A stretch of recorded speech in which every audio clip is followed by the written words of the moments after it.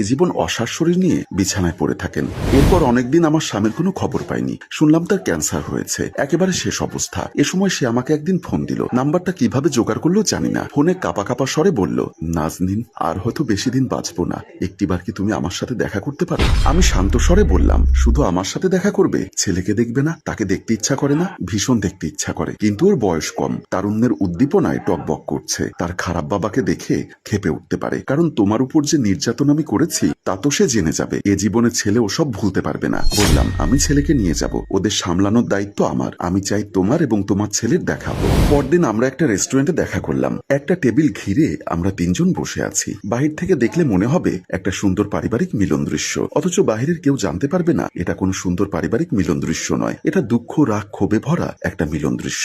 রোগের কারণে সে অনেক শুকিয়ে গেছে। যতক্ষণ আমরা ছিলাম আমাদের মাঝে একটুও কথা হয়নি। সে হাত জোর করে শুধু কেঁদেছে, শুধু কেঁদেছে। আমাদের দেখা হবার 1 মাস পরই সে মারা যায়। সেদিন খবর পেলাম, কান্নায় দু চোখ ভরে উঠল। কারো মৃত্যুতে জীবন থেমে থাকে না, জীবন তার গতিতে চলতে লাগলো। ছেলের বিয়ে হলো, টুকটুকে একটা সুন্দর বউ আনলাম, তাদেরকে বরণ করে নিয়ে গেলাম। এভাবে চলে গেল আরেক বছর। একদিন শুনলাম ছেলে আর ছেলের বউ তাদের রুমে ঝগড়া করছে। কি নিয়ে ঝগড়া করছে বুঝতে পারলাম না। তারপর থেকে প্রায়ই দেখতাম তাদের ঝগড়া হচ্ছে। এক রাতে ছেলের বউ কাঁদতে কাঁদতে আমার রুমে এলো এবং বলল, মা, আমার সংসারটাকে আপনি বাঁচান, আপনি চাইলে ওকে ফেরাতে পারবেন। কি হয়েছে ওর? আমাকে খুলে বলো। ও অন্য একটা ছেলের সাথে অবৈধ সম্পর্কে জড়িয়েছে। আমার কোনো কথাই সে শুনতে চাইছে না। কিছু বললে সে মারার জন্য তেড়ে আসে। মা, আমাদের ছোট্ট একটা মেয়ে আছে। এই অবস্থায় সংসারটা ভেঙে গেলে মেয়েটাকে নিয়ে আমি কোথায় যাব? মুহূর্তে নিজের জীবনের অতীতের কথা মনে পড়ে গেল। চোখের সামনে যেন সব দেখতে পেলাম। আমি গাঢ় বেদনায় স্তব্ধ হয়ে গেলাম। সে রাতে 12টার দিকে ছেলে বাড়ি ফিরল। সে ইদানিং প্রায় দেরি করে বাড়ি ফেরে। বৌমার কাছ থেকে শুনলাম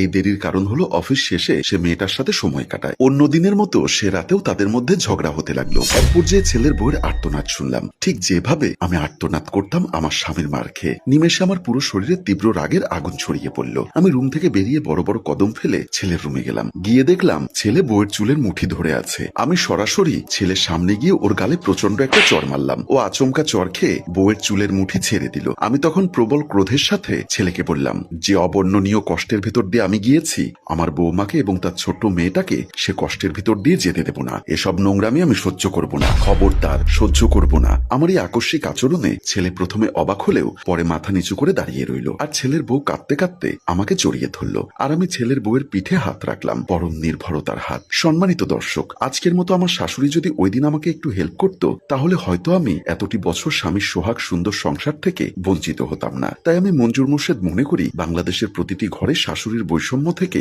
পুত্রবধূদের মুক্তি পাওয়া উচিত। গল্পটির ভাবনা ও পরিচালনায় মঞ্জুর মোর্শেদ, ক্যামেরায় শিহাব ও শাকিল। ধন্যবাদ।